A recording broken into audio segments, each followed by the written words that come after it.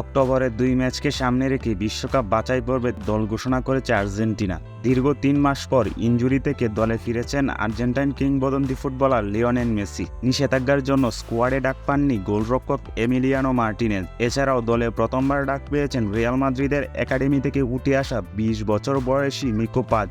Injury কাটিয়ে দলে ফিরেছেন মার্কোস আকুনা পালাসিওস। গোলরক্ষক সামলানোর দায়িত্বে থাকবেন Geronimo Rulli, Juan Musso, Walter Benitez. Defence পজিশনে ডাক পেয়েছেন Gonzalo Montiel, Nahuel Molina, Cristian Romero, Leandro Balerdi. German Pezzella Nicolas Otamendi, Lisandro Martinez, Marcos Acuna, Nicolas Tagliafico. মধ্যমাঠে থাকবেন Leandro Paredes, Mac Allister, Rodrigo De Paul, Ezequiel Palacios, Lo Celso, Thiago Almada. আক্রমণভাগের দায়িত্বে থাকবেন তরুণ footballer Alejandro Garnacho, Nicolas Gonzalez, Nico Paz, Paulo Dybala, Lionel Messi, Lautaro Martinez, Julian Alvarez, Valentin Carboni. 11 October ভেনেজুয়েলার ঘরের মাঠে গিয়ে তাদের সাথে খেলবে বিশ্ব চ্যাম্পিয়ন আর্জেন্টিনা। 16 অক্টোবর নিজেদের ঘরের মাঠে এস্তাদিও মনুমেন্টাল স্টেডিয়ামে বলিভিয়ার বিপক্ষে মাঠে নামবে বর্তমান কোপা চ্যাম্পিয়নরা।